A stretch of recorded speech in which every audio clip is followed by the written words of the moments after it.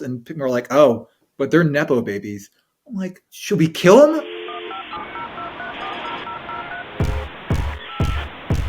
Welcome to Log Off. Everyone has an internet story to tell, and today we're getting Joe Berkowitz's. Joe is an opinion columnist for Fast Company, where he writes about all things culture, including really thoughtful stuff about internet trends. His byline also appears regularly in Slate, The Daily Beast, and Vulture, where he recaps Saturday Night Live every week, and last year published a roundtable discussion about I Think You Should Leave meme culture, which I participated in. He's also the author of books including Away with Words, which is about pun competitions, and American Cheese, which is about cheese. I'm excited to talk to him about the online trends he's seeing now and how he keeps track of it all. But first, Joe, let's start at the beginning. As we always do, what is your earliest internet memory? I remember during the 90s when all of a sudden the ads in newspapers for movies started to have URLs in them. And that was what drove me to the internet initially. I mean, my dad finally got like a home computer with an internet setup, I think in maybe 1994. And then in 1995, Johnny Mnemonic came out. And I remember sitting around with a few of my friends and looking up the URL for Johnny Mnemonic and being so excited to see this movie. I kind of want to revisit the website sometime. I doubt it exists, but I am so curious what I saw and how that stacked up against the experience of going to see that movie, which I can't remember at all. I was going to ask, do you think it still holds up, the actual movie? I'm curious. It's in the realm of the Matrix in that there's like a cyberpunk element to both of them. And the earth-shattering success of the Matrix is such that Johnny Mnemonic can only be a footnote to that. And so even if it's like really good, if it plays really well right now, it would still be a footnote. So, but seems worth reinvestigating. All right. So that was the first website you went to. What other stuff were you like consuming once you really got into the internet groove? I was like a teenager when we were all figuring out what the internet was, I guess Web 1.0. And I remember exploring chat rooms. I met a girl in a chat room when I was either 15 or 16, and it couldn't have been more embarrassing. Like the idea that you would be in high school and you couldn't meet someone, that you had to go on the internet was just beyond embarrassing. And I remember a few years later, even in college, like a friend of mine met someone on the internet and it was still like chastise worthy. Beyond that, I really can't remember what kind of things I was exploring back then. All I remember is one time I printed out lyrics for a Wu-Tang song, and my parents found them and were concerned. It was like a Ghostface song, I think specifically, and there was like a lot of weird free associating sex stuff in it. And they thought I was just on some like really weird porn shit or something, and like had a conversation with me about it. I was going to say, if that's the most concerning thing they found, you were probably doing pretty well, but I forgot what those lyrics are like. So maybe not. Mm-hmm. That's what you were consuming early. Now you're like a pretty prolific creator and writer. Were you creating anything back there then online? I wish I could say I was. I remember my wife told me that she made a fan page for the band Garbage, and hearing her say that jogged a memory that I tried to do something like that. The music I liked in general, just trying to do kind of a curating type thing. But I didn't get very far with it.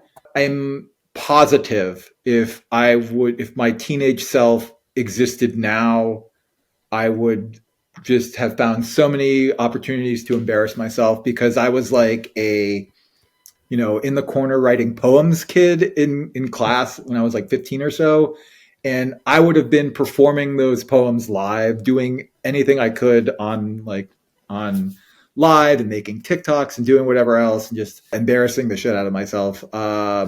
So in a way, I'm glad that I didn't have that experience, but who knows? There's a chance maybe I would have like failed a few times at it and then learned from the failure and gotten better, and who knows? But yeah, I wasn't really putting anything out in the world, least of all digitally.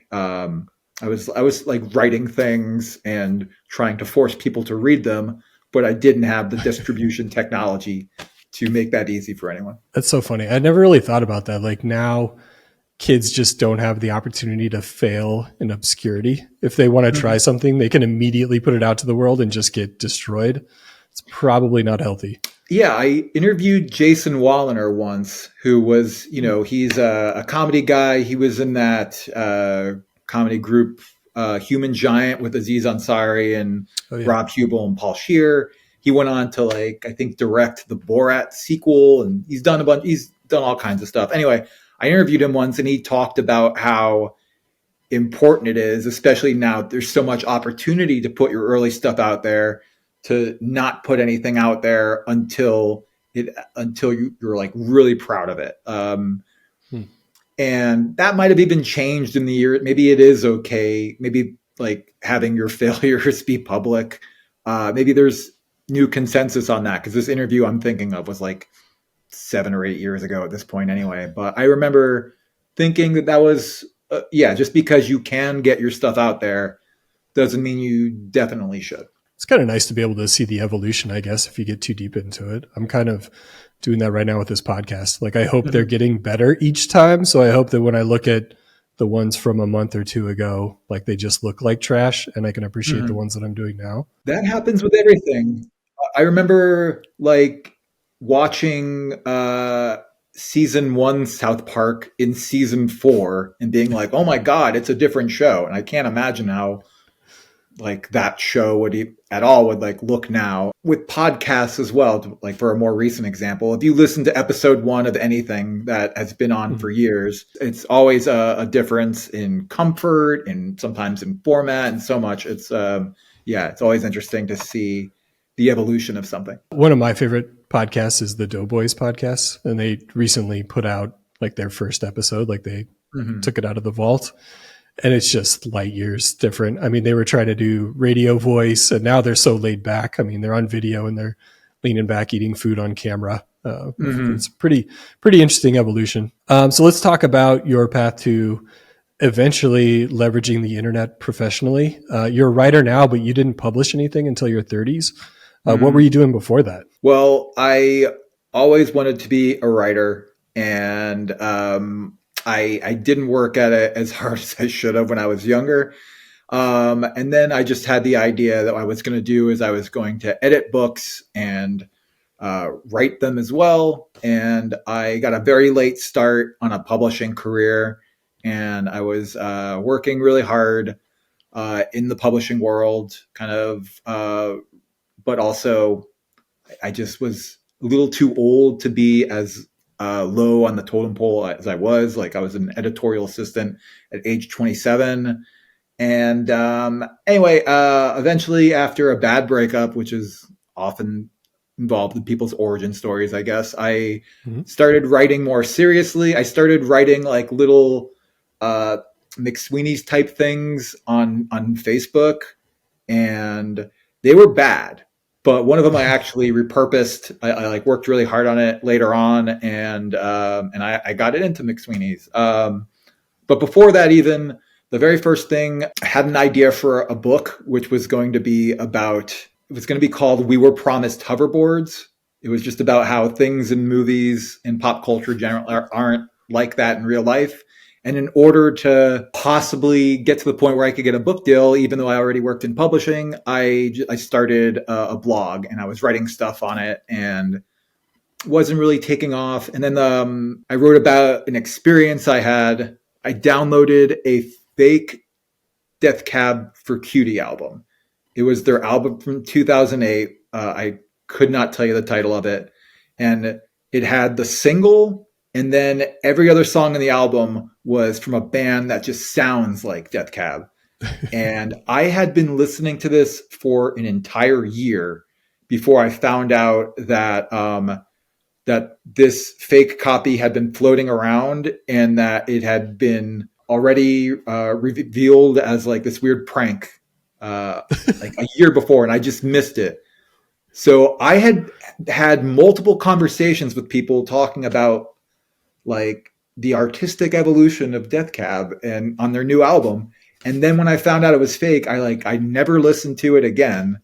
And it was just such a weird feeling that I wrote about it. And that was the first thing I ever got published. Yeah, I published it in the All, Oh yeah, AWL, I missed the all. which was a really awesome website, which I miss. And it came, it went. I got like 3 new Twitter followers, and I was like, well, that was a fun experiment. And then on Monday, um, Ezra Klein, who was then, I believe, at the LA Times, he wrote that I won the day in music blogging. And Andrew Sullivan, who's had kind of a weird career journey since then, but he wrote about it for another publication. Anyway, to get that response, to be noticed at all in that way, in a positive way, was just this immediate addiction, or I just wanted to just to know that that was possible. I had to do whatever I could to recreate that feeling. It just made me feel like the idea of me writing and putting stuff out, that I was on the right track, that I did have something to say. And within 2 years of that, I had a job writing professionally. I have to ask, in 2008, like what service did you even download that album from? So after Napster collapsed in maybe 2002, probably, I had a roommate who was like a real tech guy at the time. I was like, what are we going to do? Like the best thing in our consumer lives right now is about to go. He's like, I've already found an alternative. And it's called SoulSeek. And I just used that for years. I mean, I bought music still, but that was just before Spotify. There was no way to easily sample music and just to hear it first. So I used that, and I never saw it mentioned once anywhere. It was, I'm sure since then it's probably hit someone's radar, but yeah, it worked extremely well, and I just used it for years. So that piece was your launching pad. Is that how you landed the Fast Company gig? Because you've been there a while, right? I got started at Fast Company because I'd been publishing with the All. I'd written a few things elsewhere. The All expanded. They had a comedy website called Splitsider, a women-oriented website called The Hairpin, and I wrote stuff for the comedy website. The editor's name is Adam Frucci. He'd worked previously with this guy Noah Robichon. Noah was now at Fast Company, and they were starting an entertainment and advertising vertical, and he was looking for someone who would be good in that role. And I'd been contributing things for free. Yeah, for free at Splitsider. So Adam at Splitsider recommended me to Noah, and they put me through a few trials. Like, I had to write about a bunch of different stuff. I wrote something about Nature Valley's new activation, and I interviewed Mastodon about something. And then I wrote about a digital short that was popping off one day, and that was it. Yeah, then they hired me. But this is all in internet, that in a media ecosystem that I don't know quite exists anymore. No, it does not. And it's different every week, it seems like. Yeah, it's wild. All right, so let's get into some of the stuff you've written lately for Fast Company, because I feel like you're really good at finding angles and topics that they're very entertaining, but they also describe our kind of current cultural moment, if you want to use that phrase, Sure. Specifically with technology and the internet. So the first one I want to dive into is the alleged George Carlin AI stand-up set. I think most people have, like, at the very least, like, seen headlines about this story, but it's had a few interesting twists along the way. Before we get into like any analysis, can you just like quickly recap what actually happened with this thing? Will Sasso from Mad TV, he and his co-host on their podcast, they have a third co-host who is AI. And one day, I think about 3 weeks ago, they announced that their AI co-host, whose name is Dudesy, he had created an entire stand-up special from George Carlin, and based on having fed all of George Carlin's work to him, and it just So supposedly, here's an AI generated George Carlin hour of stand up. Carlin's estate, who had already spoken out against it, they announced they were suing the creators of the podcast for using George Carlin's work to make this AI. It's AI generated, but technically, it's George Carlin generated his intellectual property. So anyway, within the lawsuit or the article in the New York Times about the lawsuit, it came out that this wasn't actually an AI generated special. It was entirely written by the less famous co-host, Chad Kultgen. And so it was weird for me to listen to this special knowing all of that. The idea of here is someone pretending to be AI, it was interesting to listen to it that way. And if anyone feels like doing it, it is a fun kind of anthropological experiment, especially if you're familiar with Carlin's work. Do you think Carlin was like the perfect lightning rod for an AI controversy like this? I mean, I guess there's been, there's the Taylor Swift one. She trumps everything in the galaxy, but like Carlin isn't here to defend himself like she is. And his words were already being co-opted and it's sometimes like willfully misrepresented in the real world. Could anyone other than Carlin have like been a bigger name for this or more appropriate name? No, that's a good question. I think there would have, like they could do Richard Pryor and it would have a similar impact, but it would have to be someone of that stature. It had to be like a pantheon comic. It couldn't, and they have to be dead, to have that kind of impact and have that kind of interest, and then also generate controversy. They knew they were going to generate controversy. I'm not sure if they counted on being sued. They probably should have.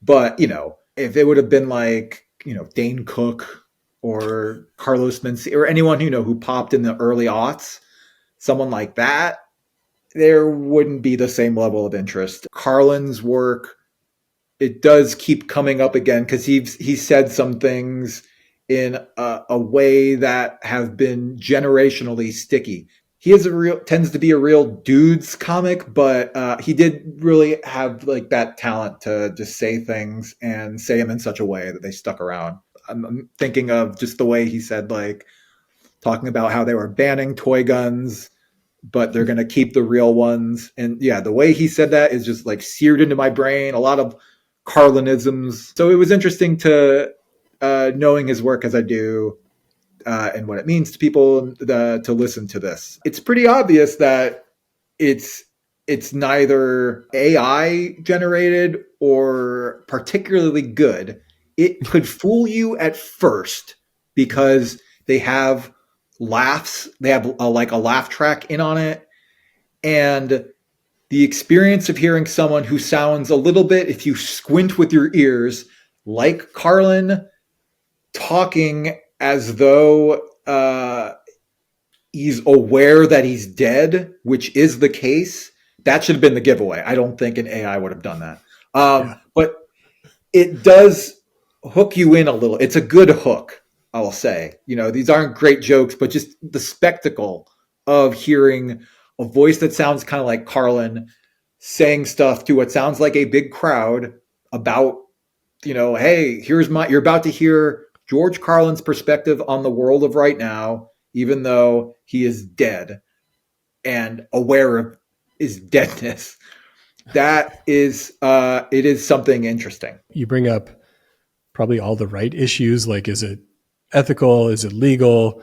But like the most interesting one to me is what you just mentioned, like the case of real fake versus fake, which is, as you bring up in the piece, it's nothing new. You reference the Horse ebooks Twitter account. Can you summarize what exactly that was for people who weren't there for the Horse ebooks Twitter moment? Yeah, there was this Twitter account called Horse ebooks, and it caught on with like hipster Twitter or media Twitter. weird Twitter, whatever they called, these different sections back then, but it would just be stuff that sounds not like sort of AI generated before we would call things that bot generated, I guess. It would be stuff like everything happens so much all the time. And it would sound weirdly poetic or thoughtful, but also off. And I can't describe how much people ate this shit up. People loved it. And they loved it because it was supposedly random. It really caught on. I remember being so annoyed by it. Eventually, it was revealed that it wasn't AI. It was just somebody's art project. And I was like, of course this was all someone's shitty art project. Obviously. And then people sort of stopped talking about it. The whole time it was happening, I was like, why are people so interested in this? You could make this stuff up. It's not that interesting if you've made it up, and it's not that interesting if it is randomly generated. I don't know. I couldn't think of one of them that was so great as to get all that. I don't know. I sound kind of curmudgeonly right now. Whatever. Anyway, so that happened, and I thought of that right away once I made the connection to person pretending to be a fake person. Yeah, that speaks to the other really good point you make in this, which is the motivation for actually doing it. Mm-hmm.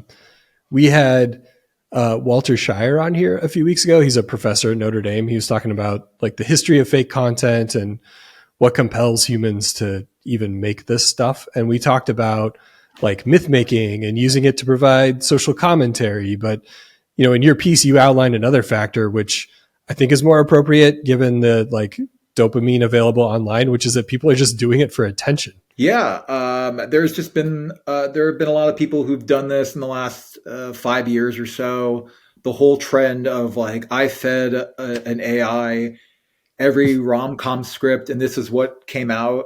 It was pretty clear that you could just write whatever that sounded kind of silly and clunky. And if it was clunky enough, but believable as something a bot wrote, then people would pass that around. A lot of people went viral that way, and this is before it became pretty readily available. The technology, ChatGPT and everything else, where you could do that. It's interesting that there still is a benefit to pretending to be a robot, pretending to be a person. Do you think this one will actually pay off for the Dudesy guys? Because, I mean, they're getting a lot of attention. That's what they wanted. I'm sure their popularity is at an all-time high. The view counts are through the roof, but they're also facing like a massive lawsuit. Yeah, it really depends on if Carlin Estate sees the lawsuit to the end, which they very well might, because I don't know how they would eradicate every trace of the fake Carlin special. It's you could find it, even though the original YouTube of it's down. But I saw it the other day. So yeah, if they don't get sued into oblivion, then they will come out of this with way more people knowing of their podcast. So they may end up coming out ahead of this thing. Who knows? Yeah, they'll sell the rights to the documentary or something like that. Yep. I can see the Netflix documentary right now. Yeah. Okay, let's go to another internet trend piece I enjoyed. It was a bit of a social experiment, or maybe like a social media experiment, in which you chose to basically abandon all social media for 3 weeks, except for LinkedIn. Before we dive into like what you actually found, can you explain why you decided to put yourself through this? I have kind of I came to a crossroads a while ago with social media. I kind of lost track of where my job ended and where just dicking around on Twitter began. And it just felt like I was online invested in what people were saying and how people were reacting to what I said constantly, literally constantly. And it just, I needed a change. I needed a big one, and I knew a vacation wasn't going to do it. So social media was a part of why I left my job. I had said to myself and to others that, well, I have to be this online. It's my job. And then I just imagined a world where it wasn't my job and I wouldn't have to do it anymore. And I would have an excuse to kind of put my money where my mouth was about the fact that deep down I wanted to see what it was like if I didn't do it. So anyway, I was able to leave my job and I stayed off of Twitter for 3 months, and it was amazing. It was incredible. I like for 3 months, Glenn Greenwald didn't exist, and like Hen Shapiro, and I could give you so many other names. They just didn't exist for me. They were just gone, and it really was great perspective to live like that for a while. I can't say that like that it cured me forever, but it made me desire to be regularly trying to step outside from it and figure out how I can optimize how I interact with social media. I left social media, or I left Twitter at least, right just before Elon Musk bought it. So that kind of overlapped. I thought, as an experiment, what if I tried something entirely new, which was LinkedIn. It's not new to the world at all. It was only new to me because I never really used it for my career in much of any kind of way. And as Twitter got worse, I saw LinkedIn mentioned more as like this calming oasis of social media, and that it was now like where the cool kids were going, which whenever anyone says that, it's always bullshit about anything. But anyway, I was interested, and I knew it would make an interesting experiment. So I thought, what if I try only using LinkedIn for my all my social media needs for the arbitrary period of 3 weeks. It forced me to use social media a lot less because it's not designed as a hangout place.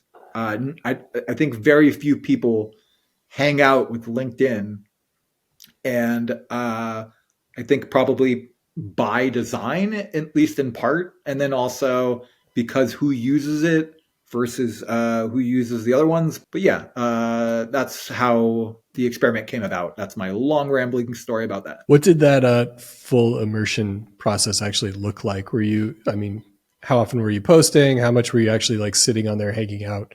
As you said, that's not really what it's designed for. I would wake up in the morning, and I tend for news to toggle between New York Times, The Guardian, and CNN. Get a feel for what's going on each day, and then also how it's being presented. Once I did that in the morning, and it was like, social media time, I would go to LinkedIn, and the news is only business and tech related news. And you can see what people are saying about it. And it was never that much. People tend not to be jokey. It's not that there's a total absence of humor. It's just that humor can only exist in service of a point. It's never its own end on LinkedIn. That was what I found, was just nobody was being humorous for its own sake. Sometimes that was kind of refreshing. It's an experience, I think, on Twitter where something will happen and everyone is making the same joke, or there's 3 variations of a joke to make, and you're introduced to an idea and exhausted by it instantaneously. That doesn't happen on LinkedIn, and it's kind of refreshing. People aren't on there just to be jokey. People tend to be like, I was at this conference and here's what I learned. I was having a hard time hanging out, and that seemed to be a good and healthy thing. I never spent hours on it. It doesn't seem like a lay in bed and scroll around app. I've tried in the past to muster up posts for LinkedIn, and it just feels like the sardonic stuff that I like to burp up on social media is just not going to work. And then on the other end of the spectrum, the like rah-rah cheerleader stuff and thought leadership content that probably would work just would feel disingenuous to me or like quote unquote selling out. So like Mm. on the rare occasions that I have posted, it's extremely straightforward and bland. It's sterile because of like all that, I guess, paralysis by analysis. But like, what kind of process did you find yourself landing on to actually post stuff on LinkedIn? Well, the first thing I was like, I got to post something. And then I was just thinking about, I forget what it was. It was something about email signatures. I think, yeah, I just had kind of a jokey, I was like, this is up LinkedIn's alley, This is just like, work I thought, culture. Yeah. yeah, I was like, this is, people, yeah, I was like, because the topic will be relevant, I can just make the kind of joke I might make on Twitter, but about this topic. People did not respond at all. And it is hard to get noticed in any way at all first on LinkedIn. I think people just kind of interact with posts a little bit differently. I think eventually, after trying one or two other similar things like that, I thought, what can I do that is vaguely influency? And so I went off a little bit about why I love writing emails to myself, and that resonated with people a little bit. And I thought about my favorite advice from Mad Men, because my wife and I rewatched Mad Men recently, and I was just thinking about it, which is just like, I think Don Draper says, to think about something really hard and then go do something else. Or just, he doesn't say it that way, but that's the gist of it. But I was like, advice is what people do here. So why not? So, and yeah, people responded to that. And so I never achieved any level of validating success on LinkedIn, but I did feel like I figured out, what was going to not get noticed at all versus what people would interact with at least a little bit. It was interesting to do that. It was also interesting that I saw people on LinkedIn that I have not seen in like a decade who had just fallen off my social media radar. And they were killing it. And they were, just doing really well in their work life. And I really fully experienced the kind of FOMO you get from like when you're scrolling through Instagram and people are jet setting and you're at your desk and you're like, why aren't I doing that? My life fucking sucks. I felt that I'm like, why aren't I at that conference in Tokyo? Why is my career not, why don't I have a title that I am, with the word executive in it or whatever? I don't know. Yeah, it was, you can't help but feel a little bit more fired up about, being a better functioning adult professional by being on LinkedIn. Yeah, you had a really good line in there about how it gave you FOMO for being a fully functional adult.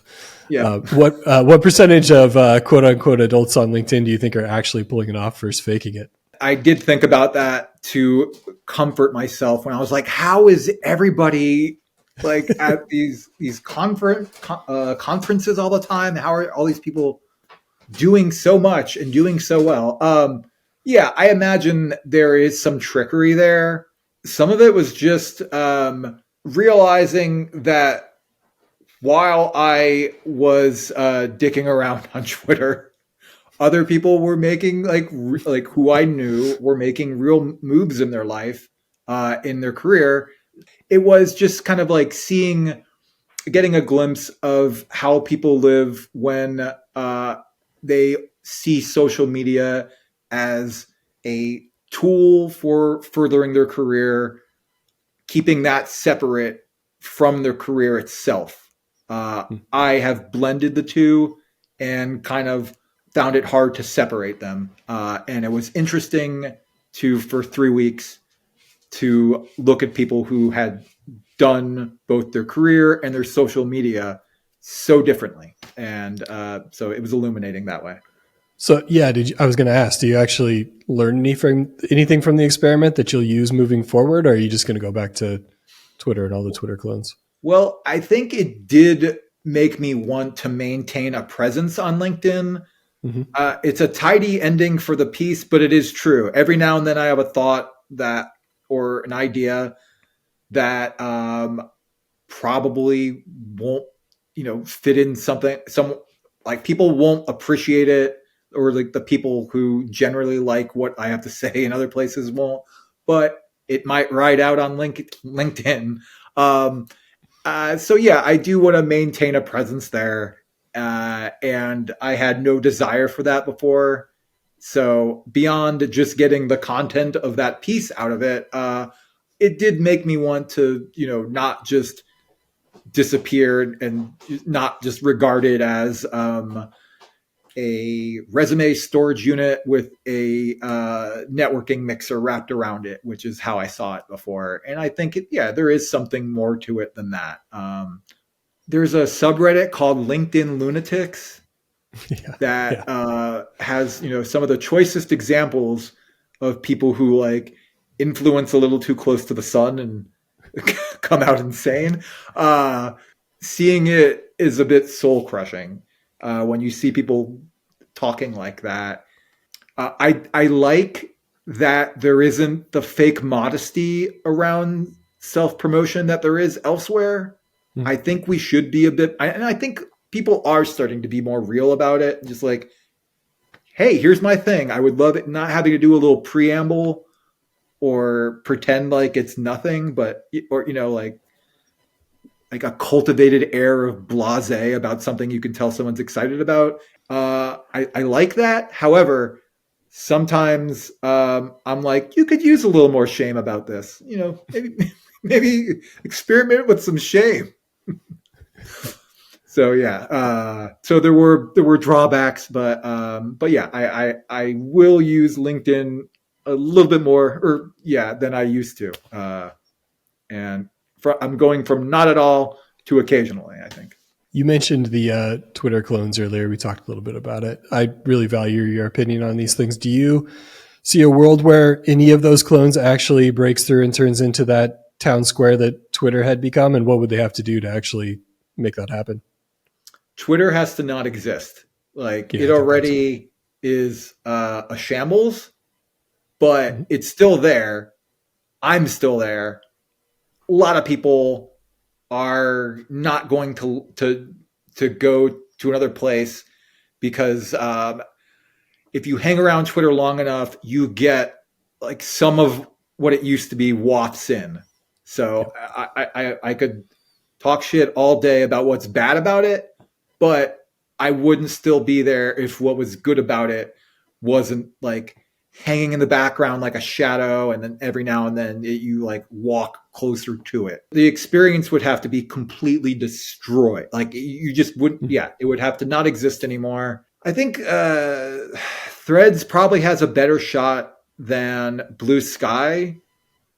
And then the other ones, they're off my radar, and that could be more of a problem with my radar than a problem with them. But I just don't hear any talk of Mastodon anymore, and I can't immediately think of what the other ones even are. When you say Threads has a better shot, is that just because of the brute force of Meta? It honestly, my judgment might be a little clouded right now because I have some animosity toward Bluesky. I had Bluesky come after me yesterday. I wrote an article. What? I wrote an article for Slate, my first, and it was like in reluctant defense of Nepo babies, because I'm so sick of when I mention like the Please Don't Destroy guys on SNL or someone else, and people are like, oh, but they're Nepo babies. I'm like, should we kill them? Like, should we not? What do we do? It's been a year plus, more than that, of like that word being coined, people talking about it, and just like putting that label on all the time. I understand it, but it has kind of annoyed me because I think anything productive about it has already happened. And now it's just like, it seems just bitter. And I think the things that are driving that bitter, like the class issues and the gatekeeping issues, are very real, very worth discussing. I'm just kind of over the like being mad at people for being the sons and daughters of established celebrity. Anyway, I knew that I wasn't going to write it, and people were like, "Yeah, he has a point," and like hoist me up on their digital shoulders. And a big account on Bluesky retweeted it in a positive way yesterday, or reskeeted it, whatever the fuck we're saying. And at first, I was happy that a big account had done so, and in a positive way. And then I had to turn off notifications on my phone because people were saying like really, really mean things about, like, one of the first things I saw was like, "I'm glad your industry is being ass fucked by Google." That was one of the first things I saw. And then, "Fuck you." And then all these other things I could see was coming from a place of class ideology that I agree with. And to be on the end of that kind of anger was pretty rough. So I don't know. Maybe that's coloring my opinion today when I'm like, Bluesky doesn't have the juice to make it, but it probably does. And I'm just kind of a bit older and a bit less plugged in than a lot of people on there. And also, if you talk to me in 3 days when I'm a little bit further away, I will feel more positively. That's all a long, rambly way of saying that Bluesky might make it. I think some of my qualms with Threads are lessening, even though I haven't spent a whole lot of time there. It seemed like I was seeing whatever else was complaining about at first, just like nonstop branding, and the brands were Brandon. And I don't know. I see some stuff that reminds me a bit more of what being on Twitter in the good days was like. Although I can't quite, give it like a full-throated endorsement yet, but I'm seeing it get a little better than when I had an initial pretty negative perception of Threads. All right, one more trend piece I want to cover, because this is it's very interesting to me as someone who's both operated within corporate media entities, and then after breaking free from that, now I have several publishers as clients at my audience development agency. So, like, by definition, my job is to make the little clients bigger and the bigger clients even bigger than that. And I have a serious soft spot for anyone who like breaks the corporate mold and starts something on their own. So this story, you published it in November. It's basically everything to me. It's called Why Worker-Owned Publications, Defector, and 404 Media Are Winning. You're very clear about like why and how digital media is a horrifying space to be like employed in. And it's only become like more broken in the months since you actually published this. So there's like no surprise that worker-owned publications have become like a trendy alternative to that kind of hellscape, sometimes by, choice and not by choice, by talented people. I haven't seen a really good breakdown of like the landscape until I read your piece. Can you talk about like what you found when you looked under the hood there? Yeah. The Defector story is the one everyone knows. And it was, I think, the only one I really had known, because I had been seeing Hellgate mentioned a lot, but I didn't realize that was another co-op like Defector. So, Hellgate is like Defector, worker owned, but it's people who know New York and how to report local in New York extremely well. Really talented, smart people, and they're doing great work and they're thriving. And yeah, I'd seen their stories on their coverage of Eric Adams. They've just broken so many stories. And I didn't even know that they were what their situation was, because yeah, with Defector, it's like, the story first, probably. I can't speak for everybody, but you probably know the story first, and then it's kind of interwound with its very being. Whereas with Hellgate, I had just seen the work and then later on found out the story. I had seen 404 Media happen And I'd been thinking, this is a trend.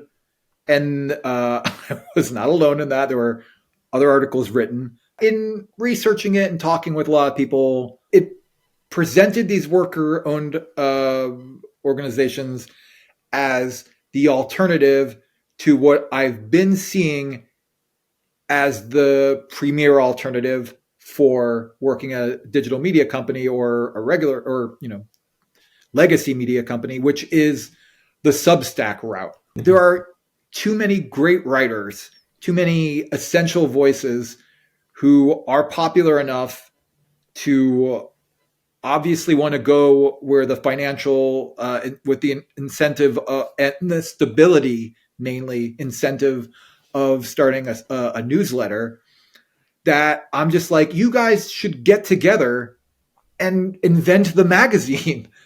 And that's exactly what Defector, Hellgate, Aftermath 4, that's what they are.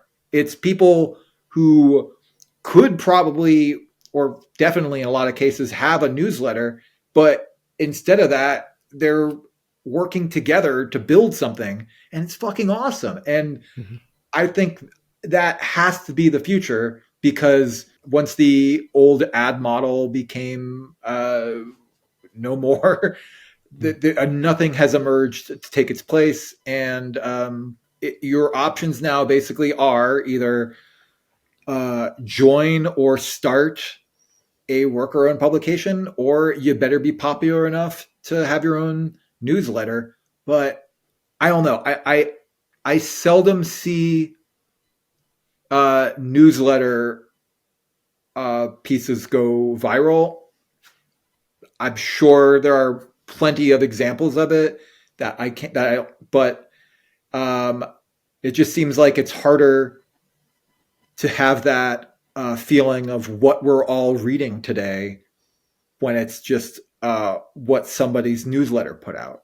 Yeah, the newsletter proliferation reminds me a lot of like the streaming services at this point, where we all wanted that unbundling and thought we would, support all these channels individually.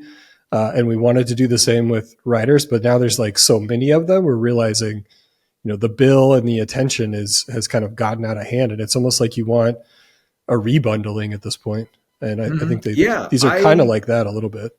No, it's exactly like that. It's I couldn't wait to cut the cord on cable, and now I wish you could just do cable a la carte. I wish we had like you get to pick your 20 channels.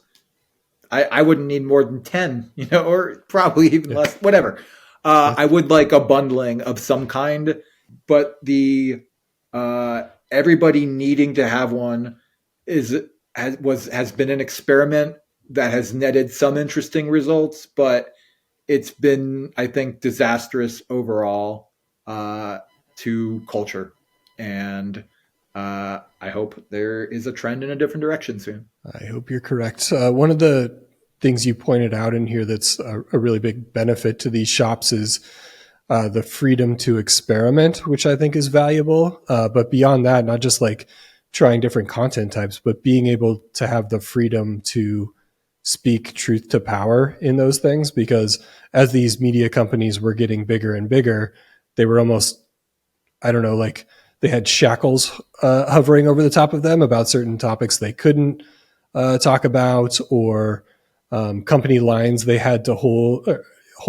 Can you talk a little bit about that and like what you saw when you were talking to these people about like the content they can actually deliver now that they couldn't deliver before? Well, yeah, everybody's beholden to somebody. David Roth, he had some great things to say about it, but he recounted his experience at Vice, where he was urged away from covering certain things, and that's direct interference. And then sometimes I think it's indirect, where it's just you'll pitch something, and people are like, "Oh, we can."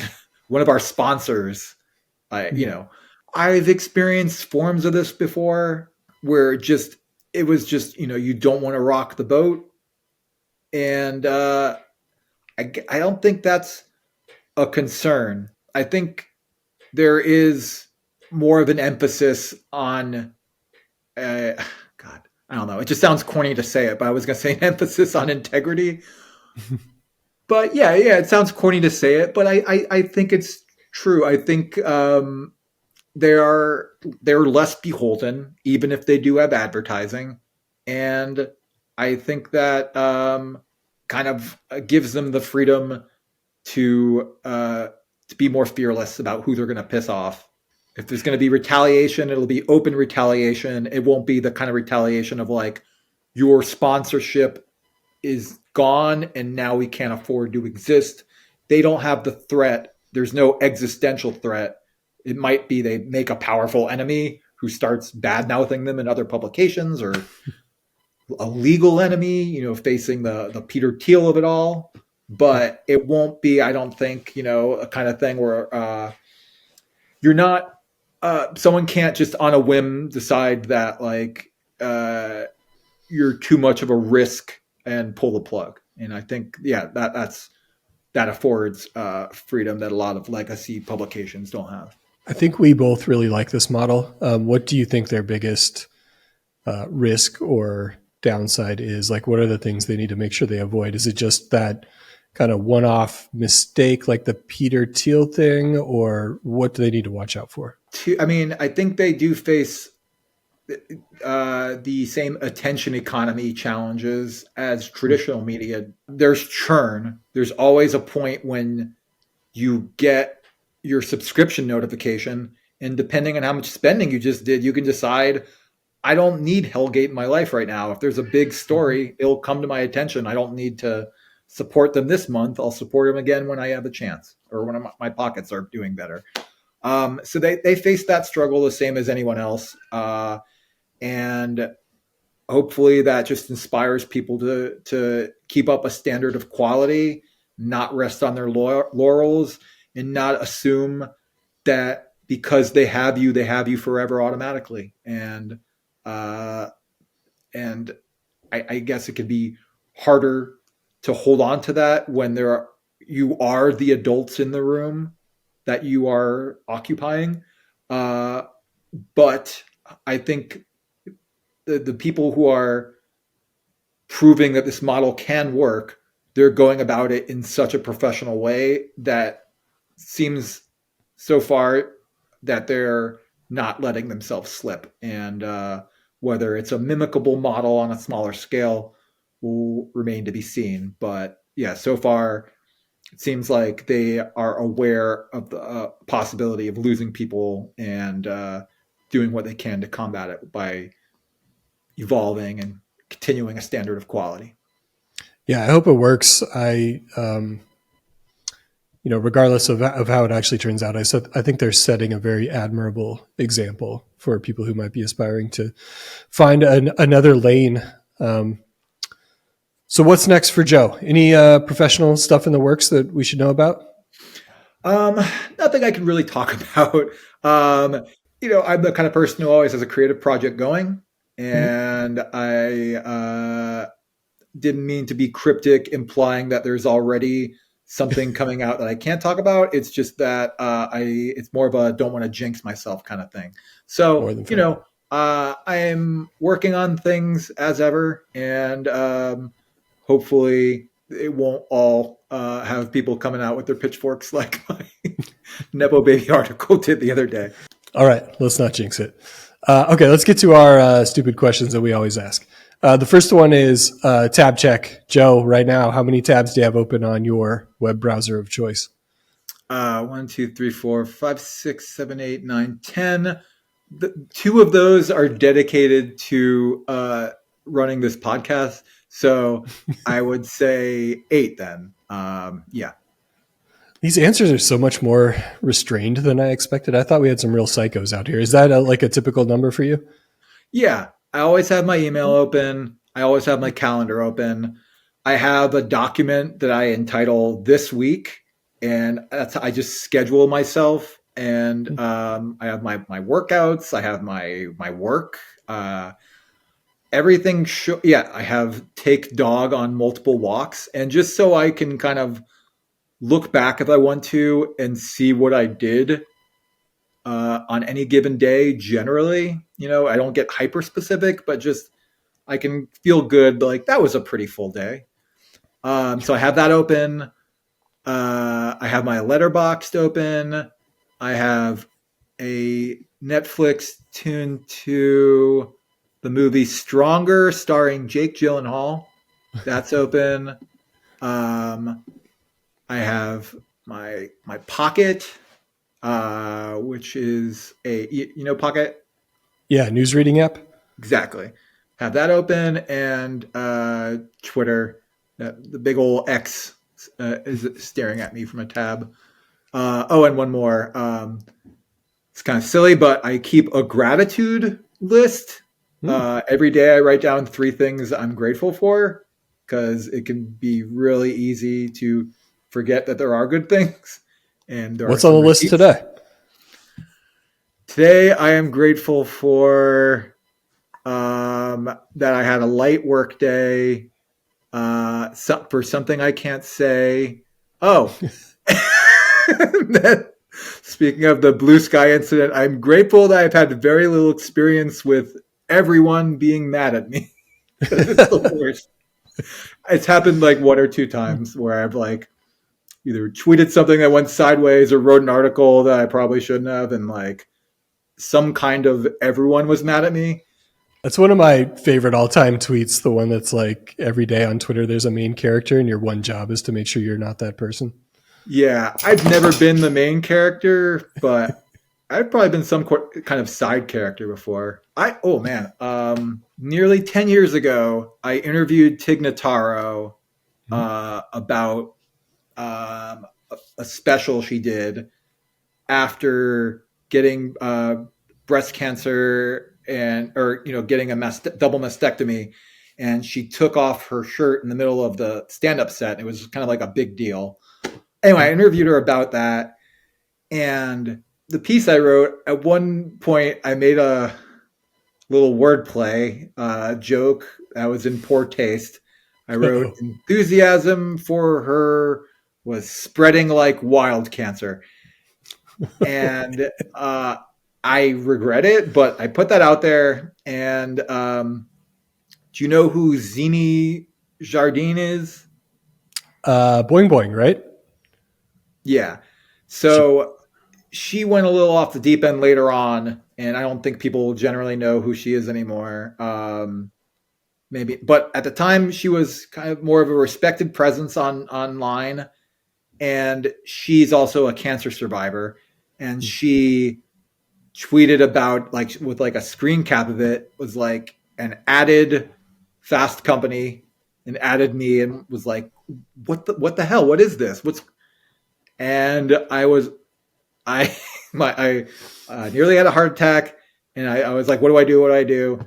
And I very quickly edited out that comment and wrote a editor's note at the bottom of the page saying a previous version of this article had an insensitive joke in it, and that's been corrected. And I took a screen cap of that and sent it to Zini, and she was like, good, thank you. And that was the end of it. And I'm just thinking that was probably the last set, because this is maybe 2015. That was probably like the last second when that's all that would have happened from that. I feel like at this point, even talking about that is almost like the kind of thing that people would get mad that it had happened. But yeah, it feels like if that happened now, everyone would be mad at me. Today there's a screenshot. Someone puts it out and then gets quote tweeted into oblivion.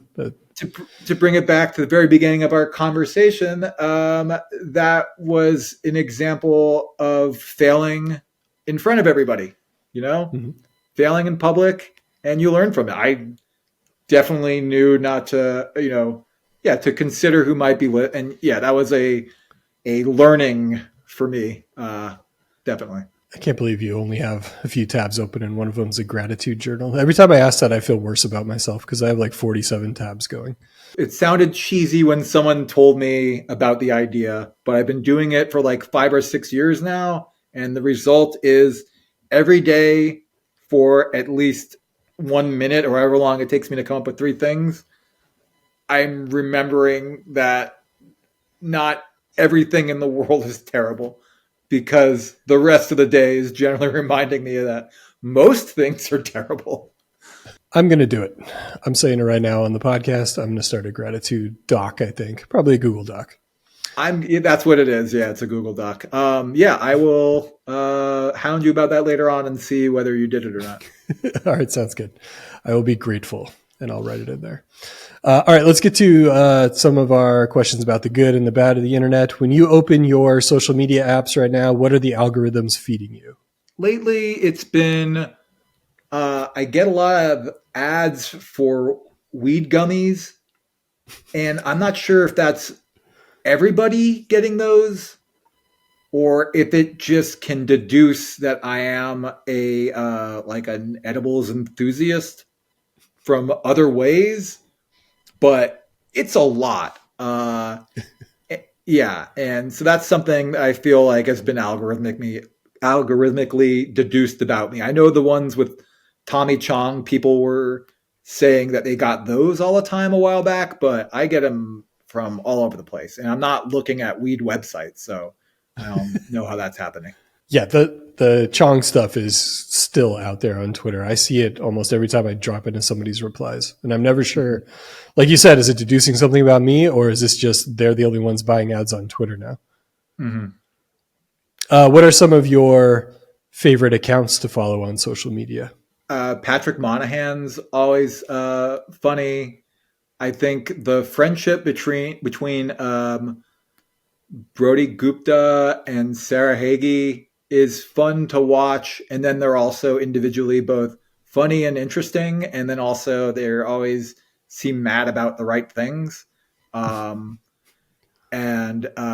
Samantha Irby, the writer, her Instagram stories is a great curation of memes that I tend not to see elsewhere.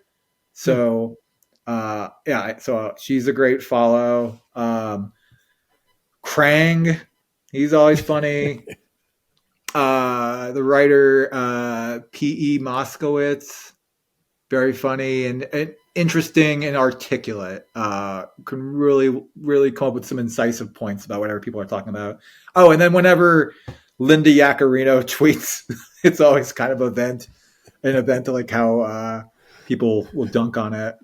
And Jesse Hawken. I always like hearing what he has to say and see him rile up the Marvel superfans a lot. I'm going to put links in the description for all of those for people who are not aware of who those people are, because I follow all of them and they're all great. So nice list. Cool. What is a corner of the internet people might be surprised you're interested in? I'm pretty kind of a basic bitch about this stuff. I do Wordle. I cook NYT recipes. I think the only thing I'm like obsessive about on the internet is something that anyone who knows me would guess, which is that I'm weirdly meticulous about staying on top of which movies are coming out on the streaming services. I have like a list that I make for myself. When they announce what new ones are coming out, I have a list, and I sort of try to keep myself on a movie schedule, because I'm the person who curates options for what me and my wife are going to watch. And then also we do this thing where at least one night a week we go our separate ways, and she watches the shit that she could only watch without me, and I try not to always immediately go watch something. I try to also do something else sometimes. But yeah, that's when I'll watch a movie that I know she would probably be bored with or hate. So anyway, yeah, I keep obsessive track of what's coming out, and I don't know if that counts as a corner of the internet, but that's yeah. Wish I had a better answer on that one. Have you ever thought about starting a consultancy when it comes to that kind of thing? Because my wife and I just scroll Netflix or can't decide every single night. If we had somebody like curating and lining this stuff up for us, it would change our entire life, I think. I've been wanting to write an article about the fact that I do this and about how hard it is to choose stuff. I just can't figure out exactly how to make it sound better than like sound different than just me saying like I have it all figured out. But I have thought about maybe making my lists live. I have a website because I needed it to promote. I needed to have an official website to promote my last book, and I don't do anything with it. And every week on my this week list of stuff to do, just about there's always an entry that says, "Think about what to do with the website." Couple ideas ? That I like a couple, and that's one of the ideas that. Anyway, so yes, I have thought about it a little bit, but to your point, I have not thought about getting paid for it beyond possibly writing an article about this. You got to find a way to make money off of it. It's simply too good, as they say. As they say. Last thing that made you truly laugh online. I think it was the response to the Dune 2 popcorn buckets. Like everybody was just shooting 3-pointers that day. There was so many funny ones. Everybody had funny things to say about that, I think. I love moments like that where everyone's just pouring on something, not in a hateful way, just making fun of it and making jokes. It's the best. Yeah. Like, way to go, team. We did it once. Did it. See you again next month. We do it one more time. I got to it too late to come up with a joke. Like by the time I was aware that there was a Dune 2 bucket because I had just seen 3 amazing jokes with like very little space between them. And I thought and they were all retweeted by somebody else. So I was like, okay, the saturation point's probably a little high. And one didn't occur to me right away. So I didn't stop and think about it. But yeah. All right, let's get to the dark side. What is the most scarring moment you've had on the internet, if you can bring yourself to disclose it? I think it would just be stuff I've already described about everyone being mad at you. Like, that's scarring. There wasn't much of an internet when I was a teenager, when I think the most scarring things would have happened. So I emerged from that unscathed, but I did choose a career in media. So I have had moments where everyone is mad at me. I will also say that although it feels better in the moment, moments when everyone is very happy with you can be scarring because it stops. And it's hard to describe what it's like when all the people you know and interact with all the time are suddenly like, this thing you did is great. You said something that we enjoy. Well done, sir. And that's just, it seems like there's a consensus about that. It's an amazing feeling, and then it's gone, and then it's very confusing. And you can go after it in weird ways and for the wrong reasons because you want to bring about that feeling again, and you lose sight of the good reasons and the good ways. And I think that's a different kind of scarring than like my experience yesterday of like, oh shit, every time I look at my phone, someone's saying, fuck you. It's not good to get adulation or hate in those kinds of doses. It's better to be closer to the center. How do you pry yourself away from your devices or log off? Do you have any special tactics that might be helpful for others? I have an app called Forest that is helpful for me. That once I've set it, just the act of doing that, it dissuades me.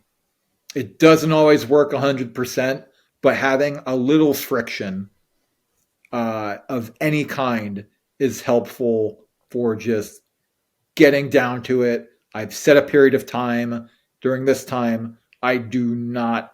So how does this app work? You basically set a timer for yourself to get off your phone? It's called forest, and like during the time you are, it doesn't freeze anything. All it is just like a way to keep track. You like set an hour, and for an hour you are in the forest, and little trees grow on it. And I don't really like go, ooh, look at these satisfying trees, but just the act of doing something, just having some intentionality there, it makes you feel like you're not just free floating through the internet with what is time? Could it has an hour gone? What? Who cares? You're not doing that. There are some guardrails, and then also another thing I do is that like it's annoying to watch a movie with someone who is looking at their phone all the time. Sometimes Sometimes it's totally fine if you're watching the kind of thing that's just like very pleasant background noise that occasionally you're fully engaged in. But sometimes you don't want that. And I have come up with something with a card that I could pull, which is to say, let's go theater mode. I say that to my wife when it's like a certain kind of movie or show or something like that. Like, let's pretend we're in a theater and that we wouldn't look at our phones, but you don't stay on your phone the way you might. You might glance at it. Anyway, I try to institute that every now and then if it's a certain kind of thing. I've only, since I came up with the concept, I've done it twice. I've said, let's do theater mode on this. Anyway, I don't know if that's helpful for anyone, but something I just thought of. I love theater mode. I'm going to implement that, especially since it lets me look at another screen anyway. So that's great. Where would you be without the internet? Nowhere. I owe my career to the internet, and I like to think when I wrote a book about cheese, and during that time, I really came to appreciate traditional careers and ways of life and working off the land and things like that. And I thought that if it came down to it, I would feel really good about having a life where that was what I did for my work. Not cheese necessarily, but some kind of thing that has been around before the Industrial Revolution, let alone the cyber revolution, which I can't believe I just called it that. But yeah, something that's just been around since people were around, that kind of career. To be a scrivener, I don't know. I like the idea of doing that, but if it was just the internet has just gone down, doesn't exist anymore. I don't know what I would do with myself to have it suddenly disappear like that. That seems to be the common answer. I don't know if it's just the people I'm talking to or what, but everyone just would be very confused and not happy. Mm-hmm. What's the one thing on the internet you'd save if it all went away tomorrow? The thing I love about the internet most is its everythingness. It's really not the individual great things. It's that there are so many kind of great things and a little bit great things, and it's so hard to single out one. I think the entire archives of The Onion, because that's a digital-only publication that I think I could thumb through forever. Its archives are so dense. Their hit-to-miss ratio is pretty fantastic, and especially if it includes Clickhole, which yes, I think Clickhole alone would sustain me for a couple years if the internet were gone, just to like be like that feels like internet, that feels like a special internet kind of media that I would very much miss were the internet gone. I think I'm going to go to Clickhole right after this. Thank you, Joe, for this discussion and for your contributions to and analysis of the internet. This is Ryan Perry saying, log off. The internet will be there when you get back.